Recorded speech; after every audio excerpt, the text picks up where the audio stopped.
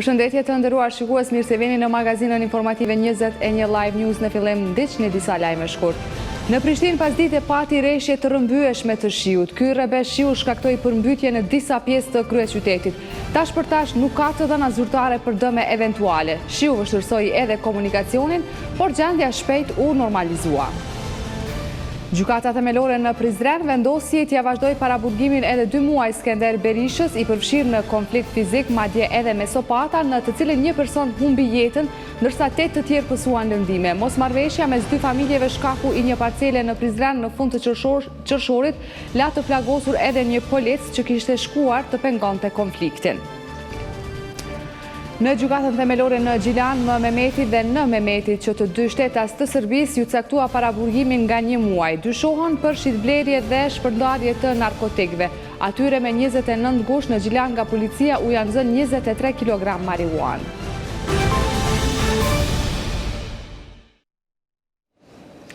As gjatë kësaj jave nuk do të ketë vazhdim të seancës konstituive të Kuvendit të Kosovës. Përgatitjet për këtë seancë do të përmbyllën më së largu javën e ardhshme, thot për televizionin ton deputetja më në moshë e Kuvendit, Flora Brovina, të cilës sipas rregullorës i takon ta thras Kuvendin. Ajo e porosit bllokun LDK-AK Nisma të mos bëhet nervoz, sepse thot se në këtë rast nervoza është e panevojshme. Mosthirjen e seancës së Kuvendit, pavarësisht publikimit të vendimit nga gjykata kushtetuese ditë më parë, deputetja më e vjetër e Kuvendit, Flora Brovina, arsyeton se ishte fundjavë, por sipas saj që nga sot kanë filluar përgatitjet për mbajtjen e seancës. Ka qenë vikend apo shtunë e diele dhe sot jam të marrë me përgatitjen e organizimit seancës. Ju keni dëgjuar se më parë duhet të takoj liderët e partive ose subjekteve politike dhe shohim se si do të merremi vesh që të procedojmë seancën në pikën e vetme që kemi zgjedhjen e kryetarit dhe nënkryetarëve. Masi të takohem edhe me stafin teknik, sekretarin, ta caktojmë ditën kur t'i takojmë, ndoshta nesër, mas nesër, të merremi vesh. Deklaratat e koalicionit pas zgjedhor LDK-AK Nisma se ata do thrasin vetë seancë nëse zvarrit më tej Brovina, ajo i quajti nervoz të panevojshme. Ata do me thonë si pse kanë një nervoz pa nevojë, unë jam shumë neutrale në lidhje me të gjitha subjektet, s'ka nevojë që të flasim me një ton kështu acarus. Do të jemi më të relaksum, sepse nuk po bëjmë diçka kundër njëri tjetrit. Dhe jo të formojmë një atmosferë që përcillet edhe te populli negativisht. Deputetja Brovina thot se i tërë ky proces i mbajtjes së seancës do të përmbyllet më së voni javën e ardhshme. Unë besoj që javën e ardhshme do të kryhet krejt kjo dhe pozitivisht. Paktën e këtë disponim e kam. Gjykata kushtetuese në aktgjykimin e vet theksoi se seanca konstituive e Kuvendit që ka filluar më 17 korrik nuk është realizuar plotësisht. Rrjedhimisht Kuvendi duhet ta përfundojë seancën konstituive duke zgjedhur kryetarin dhe nënkryetarët. Nervoz apo jo, bloku LDK-AK Nisma thot se nëse gjatë kësaj jave Flora Brovina nuk e cakton vazhdimin e seancës, atëherë këtë ata do ta bëjnë vetë. Sipas këtij bloku, Kosova është vënuar në krijimin e institucioneve dhe duhet t'i krijojë ato sa më shpejt. I nominuari për kryeministër nga ky blok Ramush Haradinaj thot se vetëm ata që i kanë numrat do t'i formojnë institucionet e reja të Kosovës. Mos caktimi i vazhdimit të seancës konstituive të Kuvendit të Kosovës, ku pritet të zgjidhet kryetari dhe nënkryetarët, kanë nxitur drejtuesit e koalicionit pas zgjedhor LDK-AK Nisma, që të zhvillojnë edhe një takim, për të vendosur se si do të veprojnë më tej. Ky blok thot se nëse kryesuesja e seancës Flora Brovina e vonon caktimin e datës së mbajtjes së seancës, ata do ta bëjnë vetë një gjë të tillë. Ne do të vazhdojmë punojmë bashkarisht dhe jemi të bindur se Kuvendi i Republikës Kosovës me shumicën e votave do të vendosë lidhur me institucionet e ardhshme të Republikës Kosovës dhe për këtë bindje kemi përkrahjen e plotë antarësisë dhe të subjekteve tona, të cilat ne i përfaqësojmë në këtë koalicion. Afërsisht po i nxjerrin detyrat, meqenëse se ende nuk është thirrë seanca. Njëra nga detyrat mund të jetë edhe thirrja e seancës, në rast se ka vonesë, në rast se seanca nuk thirret deri në fund kësaj jave, atëherë do të veprojmë. Po ashtu gjitha punë tjera që na presin seancë, në bazë të pikave të vendimit, 126 dhe 127, 126 presim momentin e dështimit, sepse dije që do të vjen në seancë, 127 zgjidhjen që do të jep parlamentit, që dhe ne kemi, pra po punojmë këtë drejtim. Liderët e bllokut thonë se institucionet e Kosovës duhet të formohen sa më parë. Theksojnë se bloku do të qëndrojë unik deri në fund. Sipas tyre, vetëm ata që i kanë numrat në kuvend mund t'i formojnë institucionet. Ne kemi boftesh atyre që i vlerësojmë si partner, pra nuk parashihet as komunikim, as marrëveshje, apo as negocim, qoftë për postin e kryeparlamentarit, qoftë për institucionet e vendit. Pra koalicioni që është të prezent, partnerët politikë që jenë bashkë, nuk do të mbajmë as një lloj komunikimi me zotin Thaçi dhe PDK-n, as negocim, as një lloj marrëveshje për kryeparlamentar apo për institucione tjera. Bëj apel të gjithë aktorët që të reflektojnë dhe të respektojnë normat e demokracisë, shumicën e votave, sepse vetëm shumica e votave ajo që zgjedh institucione, nuk janë vendimet. Ne natyrisht, si që ne kemi respektojnë vendimet e organeve gjyqësore, po gjithashtu ne jemi të obliguar të zbatojmë vullnetin e qytetarëve të Republikës së Kosovës, vullneti i cili është i përmbledhur në shumicën e këtyre subjekteve politike dhe të partnerëve tjerë, përveç ne si koalicion, dhe presim që sa më shpejt institucionet dalin nga shumica parlamentare me vullnetin dhe vetë dëshiren e përfaqësuesve të tyre. Haradinaj komentoi edhe deklaratën e sotme të kryeministrit në detyrë Thaçi se PDK-ja do ta bëjë qeverinë. Po edhe ju jetoni në Kosovë, dini sa qëndrojnë këto që thot ai. Pra janë disi ballona që çohen në këto raste, edhe ideja ndërhyrës ndërkombëtarëve është PDK-s dhe çarçeve të tyre, e sponsorizuar prej tyre, nuk parashihen këto situata, nuk do të ndodhin as në të ardhmen, askush do të ndërhyjnë. Në fakt ne kemi një presion, ai vjen nga qytetarët e vendit, nga gjendja në vend, edhe ne po na dhimbet situata e voneshës këtill, pra kur vendi po qeveriset nga një qeveri unike. I pyetur për një marrëveshje të mundshme me vetëvendosjen, Haradinaj tha se po vazhdojnë negociatat dhe se beson në arritjen e marrëveshjes para vazhdimit të seancës konstituive. Derisa partitë politike ende nuk po arrin të japin fund ngërçit politik dhe ende nuk dihet se kush do t'i udhëheq institucionet e reja, kryeministri në detyrë Hashim Thaçi jep premtime për mësimdhënësit. Në ditën e parë të mësimit, ai u premtoi atyre se që nga janari viti 2015 do të rritën pagat edhe për 25%. Këtë premtim e bëri në ceremoninë e hapjes së shkollës së re profesionale në Shtime. Kryeministri në detyrë i Kosovës Hashim Thaçi pasi përgjigjën nxënësit për fillimin e vitit të ri shkollor 2014-2015, mësimdhënësve u premtoi ngritjen e pagave për 25% pa e ditur rrjedhën e ndërtimit të institucioneve kosovare.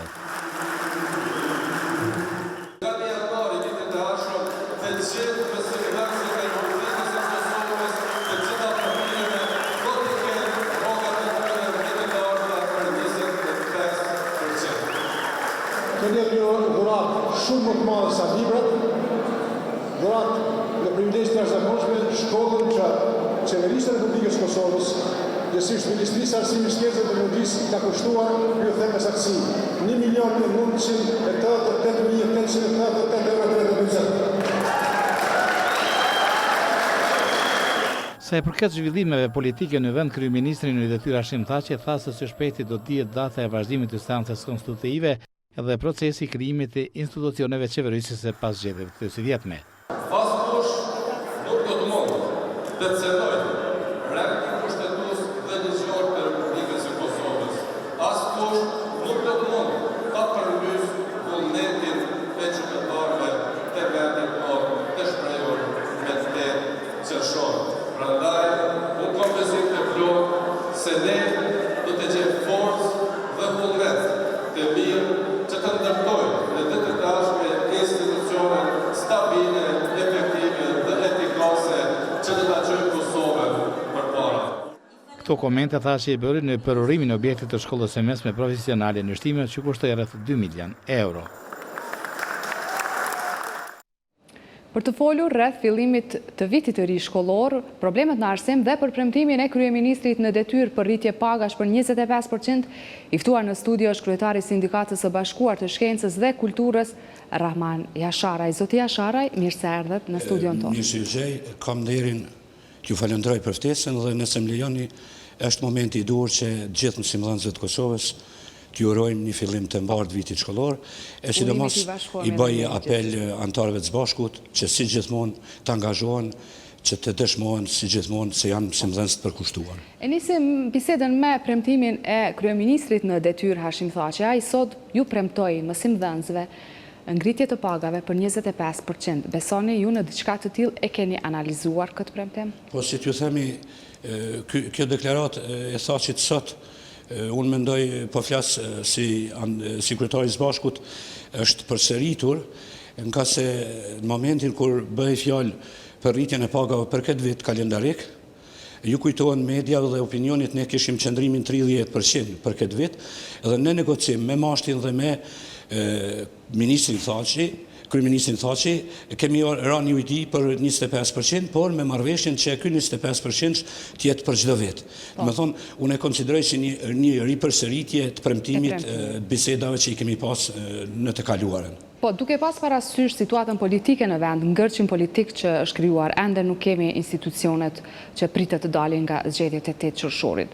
Çfarë mendoni? A është me vend të jepet një premtim i tillë nga një kryeministër në detyrë? Po e ka thënë me siguri në takim me mësimdhënësit dhe emocionet janë kur fillon viti i ri shkollor, mirë po unë edhe kryeministrin e tashëm Thaçin, po dhe kushdo që do ta formoj qeverin, kisha për t'i përkujtuar se jo rritja nuk është numër 1 për Zbashkun dhe mësimdhënësit, ata që mendojnë të krijojnë qeveri të re dhe institucionet Kosovës duhet ta kenë parasysh dhe ta lexojnë kontratën kolektive e cila është nënshkruar jo me presione, po me mirëkuptim dhe negocim, nga se rritja e pagave 25% mbetet në hije nëse nuk realizohen 3 pikat kyçe që na është thënë se nuk bën dot në këtë vit pasi që ka implikime buxhetore. Po nuk u bën. Cila do qeveri që vjen, është fjala për shujtën 2 euro në ditë, është fjala për kompensimin 70% të udhëtimit mësimdhënësve vullnetar dhe është fjala për 3 pagat suplementare për kolegët tanë që pensionohen. Nëse cila do qeveri dhe cili do njeri në Kosovë, cili do lider mendon ta marrë timonin e qeverisë së Kosovës dhe të institucioneve tjera, le ta ketë të ditur se nëse në janar nuk realizohen këto çështje, atëherë ne ngritjen e pagave do ta lëmë si tetorës së dytë, por do të hidhemi në grev, pasi që ne jemi zë i Zbashkut dhe kështu kërkon antarësia. Do thotë ngritja e pagave nuk është prioritet kryesor për ju. Nuk është prioritet, pasi që po them se këtë premtim e kemi dëgjuar dhe e kemi marrë që në këtë vit kur kemi bërë negocime për rritjet e pagave në këtë vit.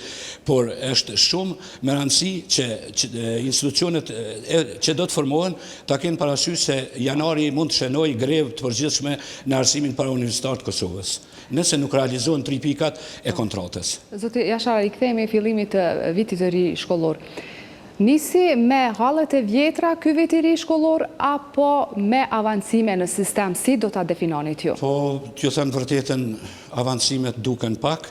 Nisi me një stres rreth 600 kolegëve tanë se çfarë do të bëjmë me ta, të cilët pa fajin e tyre ishin të angazhuar vitin e kaluar shkollor me vitet e 13-ta. Ata ishin të angazhuar sepse kishin detyrë, ishin të angazhuar në një eksperiment që po bëhet vazhdimisht në arsim dhe doli se vitet e 13-ta kanë qenë gabim dhe ky 600 neve na stresonte sepse ishte numër shumë i madh, por falë angazhimit të Zbashkut, mirëkuptimit Mashtit dhe të DKA-ve, kemi arritur nga 600 në një numër 30. Edhe 30 prej tyre nuk janë të sistemuar ende. Po të tjerët janë të sistemuar, mirë po edhe këtu kemi pak halle se ka individ që nuk janë sistemuar pikrisht në kualifikimin e tyre, po për këtë vit shkollor janë të sistemuar në lëndet që janë të përafërta me kualifikimin e tyre. Pikrisht këtu te kjo çështje desha të ndërlidhem te sistemimin, tek lëndet si janë ndarë këta mësimdhënës, cilët kanë dhënë mësim në klasat e 13-ta.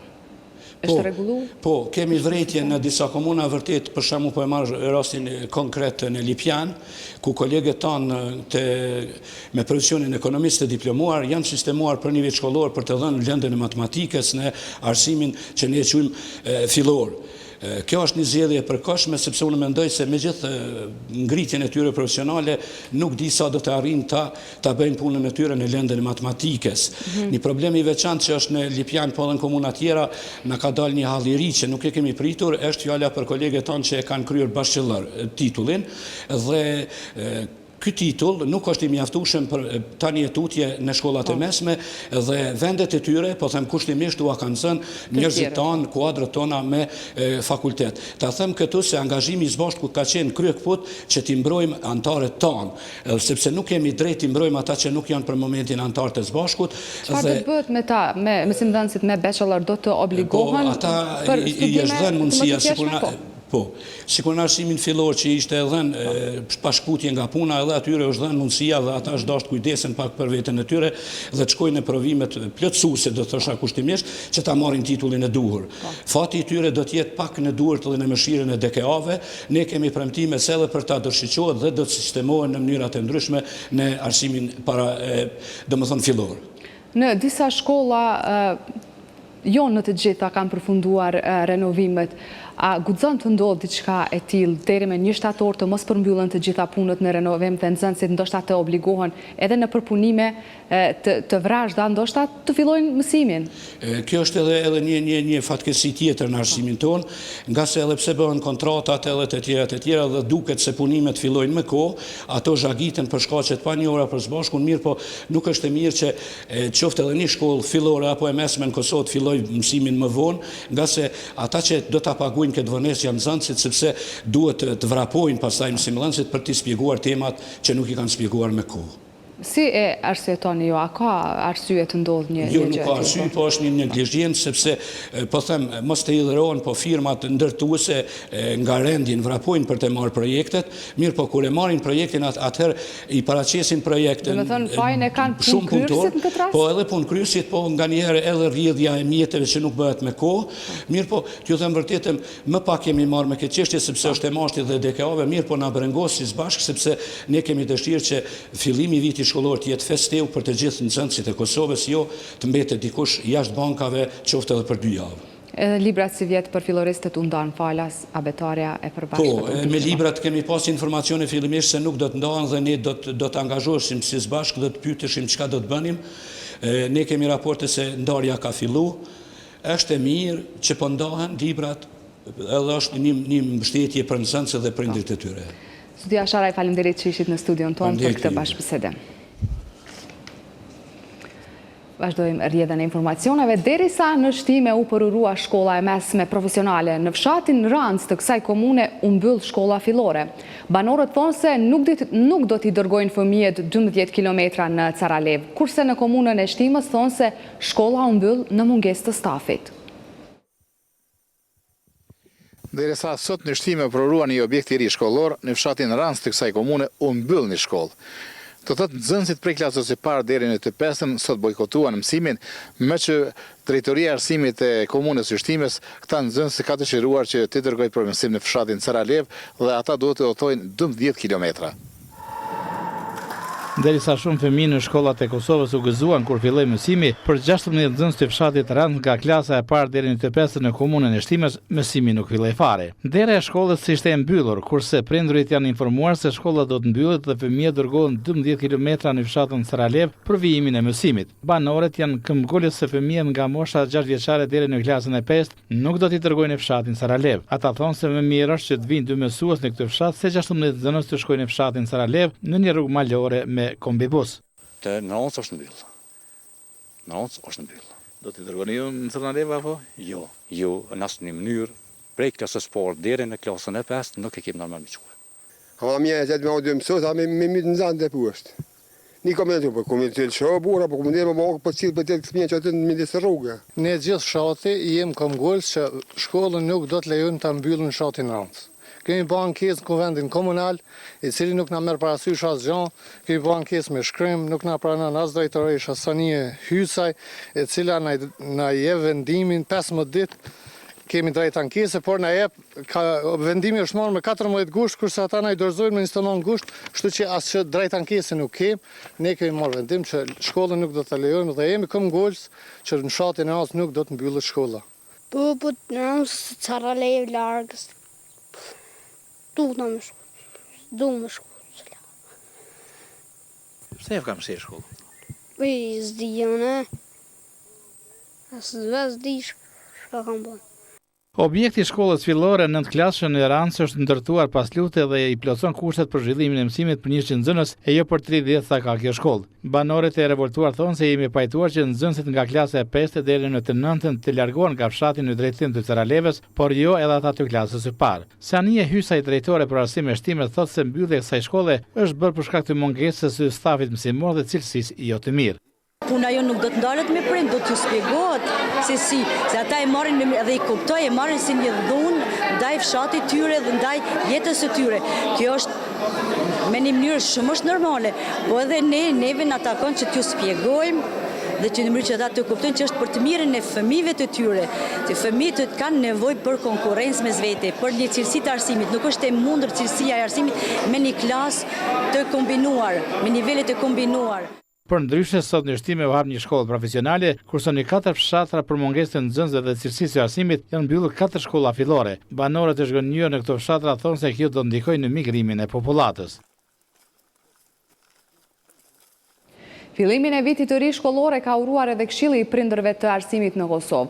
Përmes një komunikate për shtyp, ky trup i ka bërë thirrje të gjithë familjarëve dhe fëmijëve që kanë braktisur shkollën që t'i rikthehen asaj. Këshilli ka shkruar se pavarësisht faktorëve që kanë shtyrë ndaljen nga shkolla të fëmijëve, arsimimi i tyre është i nevojshëm. Thirrje po ashtu i është bërë edhe mësimdhënësve që të kenë qasje sa më pozitive dhe angazhim maksimal në avancimin e vlerave arsimore, ku do të dominojë disiplina dhe qetësia. 27.000 nxënës janë ulur sot për herë të parë në bankat shkollore. Abetaren dhe të gjitha librat, ata i morën falas nga Ministria e Arsimit. Sot është dita e parë e mësimit për këta fëmijë të cilët me entuziazëm të madh filluan vitin e ri shkollor. Janë më se 2.000 nxënës të shkollës Elena Gjika në Prishtinë të cilët u ulën në bankat shkollore për herë të parë pas pushimit veror. 170 prej tyre ndërkaq sot për herë të parë u bën pjesë e kësaj shkolle. Të vegjël e të rritur shprehën kënaqësi që po takohen me mësuesit dhe me shokët e shoqet në klasë. Nuk gëzova shumë që jina në klasën e 3, fillova me një mësuese të anglishët, ajo ishte shumë e mirë, edhe unë më presa edhe mësuesën tamë Gjilana. Drejtuesit e shkollës bëjnë me dije se janë bërë të gjitha përgatitjet fizike dhe teknike që bashkë me nxënësit të rifillojnë mësimin në shkollë. Unë kam klasën e 3, tek nxënësit fillimisht u njoftu me orarin edhe me disa rregulla që mos vënohen me që është prej 8-ve, se vitin e kaluar e kem pas orës 3 pas dite, edhe disa rregulla të sjellurit, se këta janë vetëm një vit më të mëdhenj. Ndonë se disa shkolla të Prishtinës deri dje ishin duke u renovuar, ato prap filluan ashtu siç kërkohet me 1 shtator. Njëra ndër shkollat që po renovohej pak para 1 shtatorit ishte edhe shkolla Fai Konica, cila po ashtu hapi dyert për nxënësit sot në orën 8. Me një angazhim shumë të madh, që e shfrytëzoj rastin edhe t'i falenderoj punëtorët që kanë kryer punën më të madhe, se ka qenë një punë shumë e madhe, projekte shumë të rëndësishme. Por në fund është arrit që mësimi të fillojë me kohë dhe çdo gjë ka qenë në rregull. Sikurse vitet e kaluara dhe këtë vit tekstet shkollore u dhan falas për të gjithë nxënësit nga klasa e parë deri në të 9-ën. Projekt ky i Ministrisë së Arsimit. Një grupe thellë e cila u hap pranë shkollës fillore Elena Gjika në Prishtinë po i shqetëson prindrit e nxënësve të kësaj shkolle. Ata me të drejtë druajnë se mos ju bien fëmijët aty. Gropa u hap para pak ditësh për të rregulluar një prishje në kanalizim, ndërsa punëkryesi thotë se ende ka punë deri në mbylljen e saj. Kjo grupe thellë e cila u rrëmi nga këta punëtor teknik për të rregulluar një prishje në kanalizim, po paraqet shqetësim për qytetarët pasi ndodhet fare pranë shkollës Elena Gjika në Prishtinë. Sipas prindërve, fëmijët e tyre fare lehtë mund të bien në grop. Shpresoj se kjo do të tjeket, edhe do të eliminohet me kohë, edhe ta do të vazhdojmë normalisht si ka hije procesi mësimor. Edhe kjo nënë e cila ka djalin në klasën e 3 tha se nuk mund të qetësohet derisa të mbulohet kjo grop përfundimisht. Ka qenë domethënë gjatë pushimi, domethënë ka mujt më punu shumë a herët këto punë, po domethënë që shka këto probleme edhe është rrezik për fëmijët. Qytetarët tjerë ndërkaq thonë se komuna duhet pasur përgjegjësi të plotë se si duhet të rregullohen punët. Duhet me pas përgjegjësi plot me rregullu kohë me kohë punët e veta. Jo përshenë Prishtinë gjithkohë një grupu e sa në për regular. Drejtuesit e shkollës Elena Gjika bëjnë të ditur se këto punime pranë shkollës kanë filluar pa asnjë konsultim me ta. Absolutisht nuk kanë qenë në konsultim me neve, janë punë të shërbimeve publike të komunës Prishtinës. Kom sugjeru prej 18 prillit që të kryhen punë sa më shpejt, në mënyrë që me 1 shtator të mos kemë pengesa ne këtu. Kemi pengesa shumë serioze, në çdo moment mund të kenë lëndime të fëmijëve, kemi reagime edhe nga prindrit. Në anën tjetër, punëkryesit njoftojnë se këto punime mund të përfundojnë pas rreth 2 javëve nëse punohet intensivisht. Kemi pasur me shpërthim të gypit, domethënë kryesill të që na ka bënë një vonesë, një pengesë në punën vazhdim, kështu që tash do të përsërit punë tjera. Me gjithë përpjekjet, nuk arritëm që të kontaktojmë me zyrtarët e komunës së Prishtinës për këtë problem. Ndonë se është bërë thirrje që sot të filloj mësimi në të gjitha shkollat fillore të mesme, Komuna e Pejës ka mbetur prapa në hapjen e tyre. Zëdhënësi i Komunës së Pejës Engelbert Zefaj thotë se nxënësit e 2 shkollave do të pauzojnë deri javën tjetër kur të përfundojnë punimet. Sipas tij, këtu përfshihet shkolla Ali Kelmendi në fshatin Nabërxhan dhe 8 marsi në qytetin e Pejës, të cilat për shkak të renovimeve sanitare nuk kanë mundur të fillojnë sot më 1 shtator. E në shkollat e tjera të Pejës, mësimi ka filluar në mënyrë të rregullt. E për më shumë se 100 nxënës të komunës së Malishevës, dita e parë e shkollës ka filluar me protesta. Ata protestuan para kuvendit komunal të Malishevës në shenjë pakënaqësie për largimin e disa profesorëve të 3 shkollave të mesme të kësaj komune. Më pas këtyre nxënësve u bashkuan edhe 35 mësimdhënës të tjerë. Lidhur me largimin nga puna të këtyre profesorëve, kanë reaguar partitë opozitare një ditë më parë, duke thënë se ata që udhëheqin me këtë komunë u hakmorën ndaj anëtarëve të partive opozitare. PDK-ja dhe Vetëvendosja kanë akuzuar se militantët e nismas kanë pushtuar shkollat e Malishevës. Sipas PDK-s, diferencimet më të mëdha janë bërë në 3 shkollat e mesme të komunës së Malishevës, e cila ka listuar të gjitha rastet ku ata mendojnë se janë bërë shkelje. Edhe lëvizja Vetëvendosje në Malishevë thotë se kryetari Begaj dhe i drejtori për arsim Blerim Thaçi po i zbatojnë direktivat e partisë për punësim në sektorin e arsimit. Me protesta nisi dita e parë e mësimit edhe në Luginën e Preshevës. Të gjitha shkollat fillore dhe të mesme të Luginës kanë protestuar me moton "Duam libra shqip, stop diskriminimit. Mos ma prek gjuhën." Gjuha shqipe është nëna e gjuhëve. Duke kërkuar tekste në gjuhën amtare, njoftoi korrespondenti ynë atje Hasan Hasani. Nëse për të gjithë fëmijët në botë, dita e parë e shkollës është ditë gëzimi. Për fëmijët shqiptar Luginë të Preshevës, kjo ditë është pikëllimi, pasi ata vazhdojnë të nisin procesin mësimor pa betaren. Ministri i Arsimit, Shkencës dhe Zhvillimit Teknologjik në Serbi, Sergjan Verbic, ndonë se erdhi për të përmbushur premtimin e kryeministrit Vučić se shqiptarët do t'i kenë të gjitha tekstet në gjuhën shqipe. Kjo sot doli të jetë e pavërtet, bile ministri serb nuk solli as abetarin e cunguar nga qeveria serbe. Në mese e librave që dedikoheshin për nxënësit shqiptar, dominonin librat se si të mësohet gjuha serbe. E kjo vizit ka ngjallë pakënaqësi në mesin e nxënësve shqiptar në Luginë të Preshevës, të cilët në vend se të uleshin në bankat shkollore, ata kanë protestuar. Ndërkaq ministri serb i arsimit këtë vizit doli ta kishte vetëm spontane, pasi nuk kishin ndjeni se çfarë tekste shkollore ju kishte sjellë nxënësve shqiptar, e aq më pak se çfarë do të bëhet me librat e konfiskuar në shkollën fillore Zenel Ajdini në Rajinës të Preshevës në nëntorin e vitit të kaluar. Por në këtë pyetje ka ndërhyrë kryetari i trupit koordinues i qeverisë serbe për Luginë, Zoran Stanković, i cili ka thënë se librat do të kthehen në Kosovë, aqe prej nga kanë ardhur. Ndërkaq me moton "Mos ma prek gjuhën shqipe", protesta sot kanë zhvilluar edhe shkollat e mesme, ku nxënësit kanë kërkuar që të lejohen tekstet shkollore në gjuhën amtare, ashtu siç mësojnë gjithë bashkëmoshatarët e tyre. Unë menoj se duhet më protestu, pasi që edhe na i dojmë drejtat e njëjta si që kanë nxënësit në Serbi, domethënë në vendet serbe, ashtu si edhe na, dhe na i dojmë domethënë tekstet shqip si ata serbisht, pasi që literatura cilën ata na japin, cilët ata edhe e kanë përkthy, është shumë e vjetër në krahasim me të tjerat, pasi që për shembull unë jam mjekësia ndryshon, është viti 2014 për dallim prej teksteve cilët ata na japin në vitin. Mësojmë shumë mirë sepse na mungojnë të gjitha tekstet dhe kemi nevojë për ato tekste për me mësuar më shumë. Jemi duke protestuar pikërisht vetëm se për mungesën e teksteve shkollore dhe mos realizimin e premtimeve dhëna nga qeveria serbe se në këtë vit shkollor do të ketë tekste shkollore, do të ketë plan program të mirëfillt në gjuhën shqipe, por asnjë nga ato premtime që janë dhënë nuk janë duke u realizuar. Në anën tjetër më të ashpër kanë qenë shoqëria civile, të cilët për mungesën e teksteve në gjuhën shqipe kanë akuzuar qeveritarët serb, por dhe liderët politik shqiptar. Ky aksion simbolik ka për qëllim të sensibilizojë opinionin me shkatërimin e shkollave shqipe nga shteti serb dhe nga politikat që zhvillohen në Luginë të Preshevës. Shkollat shqipe nuk vuajnë vetëm nga diskriminimi i teksteve apo nga diskriminimi i shtetit që serb, por edhe nga pushtetet lokale, abuzimet e politikanëve lokal shqiptar.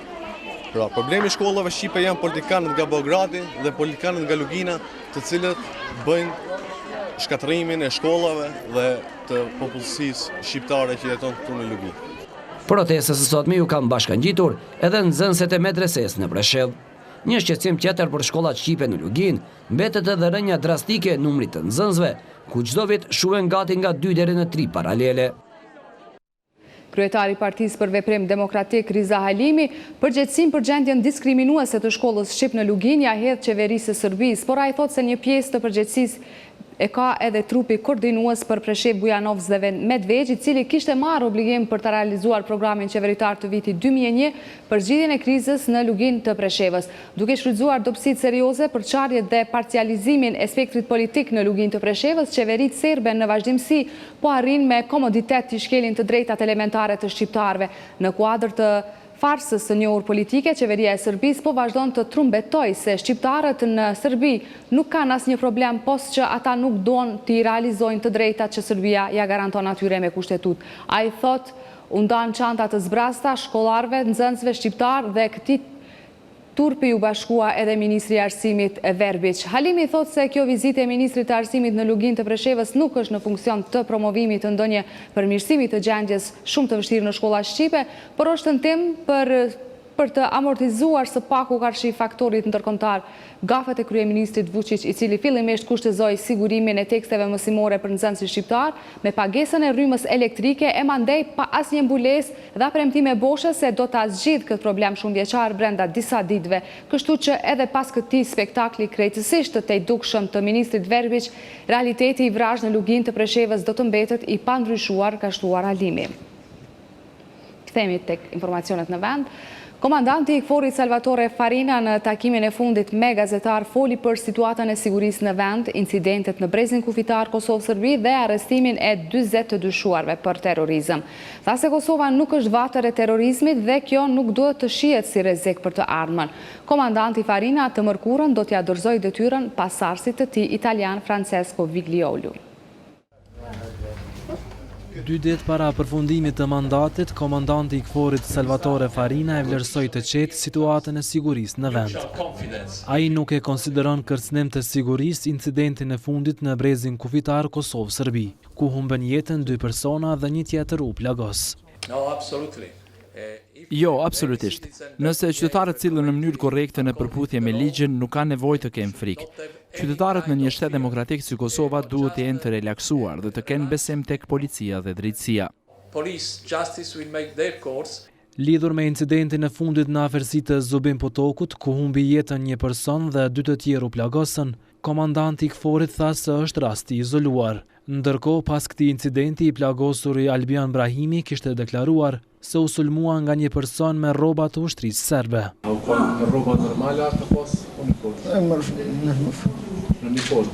Ky rast po hetohet dhe me gjas kemi të bëjmë me një rast të izoluar, por mund të siguroj se asnjë person me uniformë serbe nuk ka hyrë në territorin e Kosovës.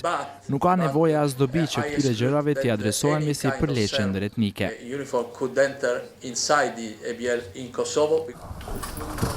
Aksionin e policisë për arrestimin e 40 të dyshuarve për terrorizëm, komandanti i KFOR-it e vlerësoi hap të suksesshëm. Tha se Kosova nuk është vatër e terrorizmit, por me këtë problem po përballen edhe vendet perëndimore. Nuk besoj se ky është një kërcënim për të ardhmen e Kosovës. Absolutisht nuk e shohim Kosovën si një vatër të terrorizmit. Sikur në të gjitha vendet e tjera moderne dhe demokratike, ne duhet të sigurohemi që dhuna të mos ushqehet brenda familjeve. Dhuna dhe terrorizmi duhet të dënohen. Në takimin e tij të fundit me gazetar, në cilësinë e komandantit të KFOR-it, generali Farina bëri thirrje për vazhdim të dialogut Kosovë-Serbi, si rrugë të vetme për zgjidhjen e problemeve ndërshtetërore. Generali Farina të mërkurën do t'ia dorëzojë detyrën komandantit të ri të KFOR-it italianit Francesco Figliuolo. Forca e Sigurisë së Kosovës organizoi një ceremoni përcjellëse për komandantin e deritashëm të KFOR-it generalin Salvatore Farina. Ministri i FSK-s në detyr Hakim Qeku tha se generali Farina dëshmoi se është komandant i vërtetë dhe mik i madh i popullit të Kosovës. Në ceremoninë përcjellëse për nder të komandantit të KFOR-it Salvatore Farina, i cili përfundoi shërbimin në Republikën e Kosovës, ministri i FSK-s në detyrë Hakim Qeku e quajti generalin italian lider dhe mik të popullit të Kosovës. Punët e tij të devotshme dhe me përkushtimin të plot, generali Farina ka treguar që ai është një mik i vërtet dhe i sinqert i Kosovës dhe i popullit tonë. Puna e general Farinas si komandant i KFOR-it kanë kontribuar në masë të madhe në suksesin e misionit të NATO-s në Kosovë. Kosova është rrugë drejt normalizimit dhe jemi minjos kolegëve, partnerve dhe miqve tanë për mbështetjen e tyre. Ne po ndërtojmë shtetin tonë bazuar në vlera demokratike perëndimore dhe dëshirojmë të jemi pjesë e pandashme e NATO-s dhe Bashkimit Evropian. Dua të shfrytëzoj këtë rast për të falendëruar të gjithë shteteve që kanë kontribuar me dërgimin e trupave të tyre në misionin e KFOR-it. Së bashku ne kemi bërë hapa të mëdhenj për ta fuqizuar sigurinë dhe stabilitetin e Kosovës. Përpjekjet tona kanë bërë që Kosova të zhvillohet me një shtet dinamik, multietnik dhe me zhvillim të hapshëm drejt qëllimit të saj të integrimeve euroatlantike. Komandanti i deritashëm i KFOR-it në Kosovë Salvatore Farina tha se po e përfundon misionin në krye të NATO-s, duke e lënë pas kujtime të mira nga Kosova, ndërsa qëndrimin në vendin tonë e quajti përvojë të cilën nuk do të harroj kurrë. Farina tha se prezenca e KFOR-it ka ndikuar në përmirësimin e jetës së qytetarëve të Kosovës, ndërsa FSK-ja paralelisht sipas tij ka qenë pjesë e këtij progresi.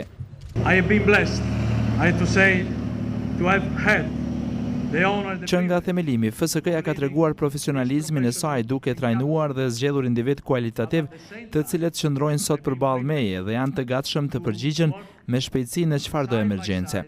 Gjatë kohës time këtu e kam parë FSK-n duke u rritur e profesionalizuar vazhdimisht. Të gjithë ju duhet të duartrokitur për punën që e keni bërë. Të gjithë ushtarët e pyesin veten nëse ata kanë bërë ndonjë ndryshim të paktën një herë para se ta lënë punën e tyre. Këtë pyetje ja bëj edhe unë vetes. Përgjigjja që mund t'i jap vetes dhe bashkëluftëtarëve të mi është po. Ne kemi bërë një ndryshim. Prezenca e KFOR-it ka ndikuar në përmirësimin e jetës së qytetarëve të Kosovës dhe FSK-ja paralelisht ka qenë pjesë e këtij progresi. Me rastin e përfundimit të misionit të tij në Kosovë, generalit Farina ju nda medalja për shërbim të shquar për mbështetjet e jashtëzakonshme dhënë FSK-s në zhvillimin e kapaciteteve të saj gjatë shërbimit të tij si komandant i KFOR-it në Kosovë. U vazhdohet mandati gjyqtarëve ndërkombëtar në gjykatën kushtetuese. Presidenti Atifete Jahjaga me dekret konfirmoi vazhdimin e mandatit për këta gjyqtar. Dekretimi thuhet të jetë bërë duke u bazuar në nenin 84 të Kushtetutës së Republikës së Kosovës dhe në ligjin për ratifikimin e marrëveshjes ndërkombëtare ndërmjet Republikës së Kosovës dhe Bashkimit Evropian mbi misionin e EULEX-it.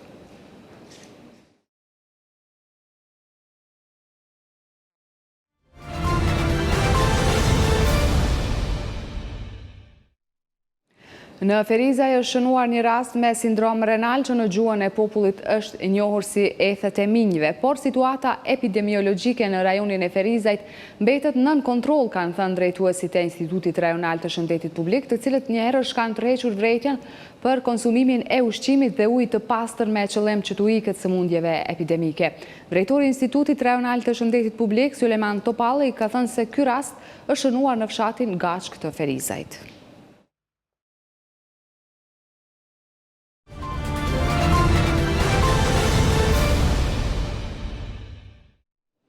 Zhvillimet në kulturë i sjell kolegu Lorek Bakia.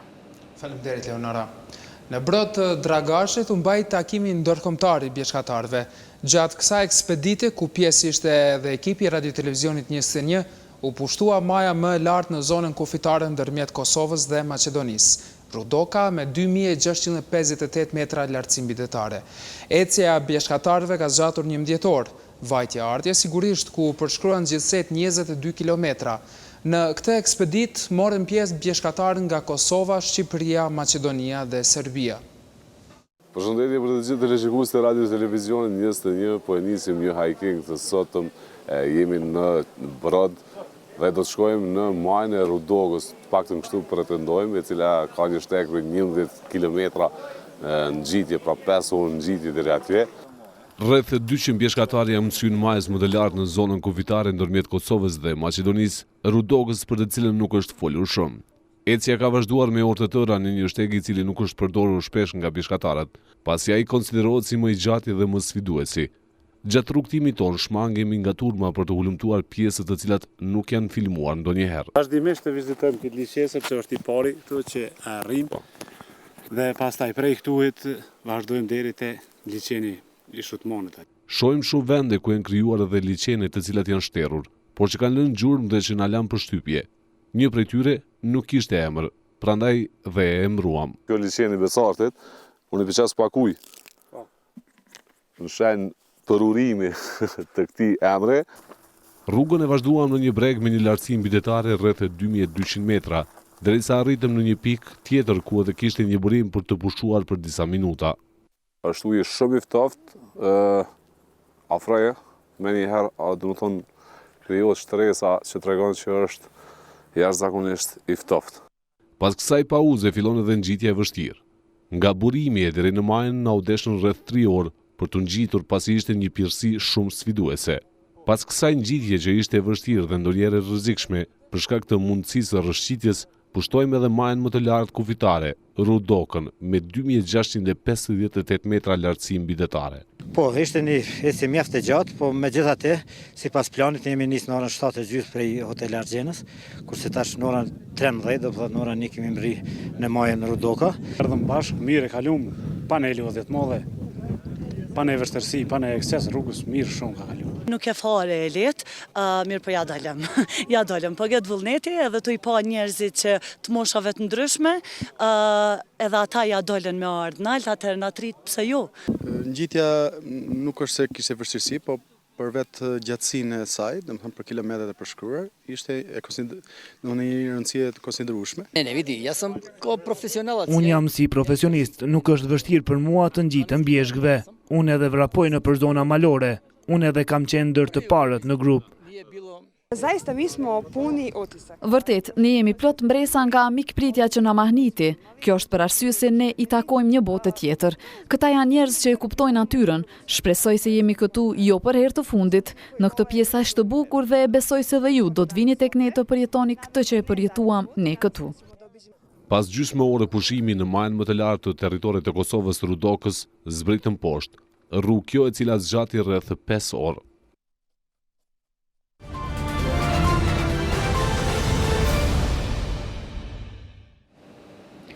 Presidenti i Federatës së Handbollit të Kosovës, Eugen Saraqini, udhtoi për në Brazil, ku pritet të takohet me njeriun e parë të Federatës Ndërkombëtare të Handbollit Hasan Mustafa në darkën solemne që e shtron presidenti Mustafa për presidentët e 20 federatave evropiane të handbollit. Me këtë rast, presidenti Saraqini do ta falenderojë presidentin Mustafa për pranimin e Federatës së Handbollit të Kosovës me të drejta të plota në IHF, por edhe të konsultohet dhe dakordohet për lëvizjet e para kongresit të 12 të EHF-s që bëhet më 19 dhe 20 shtator në Dublin të Irlandës, ku Federata e Handbollit të Kosovës pritet të zyrtarizojë antarësimin e plot pas votimit që do të ndodhë në këtë kongres.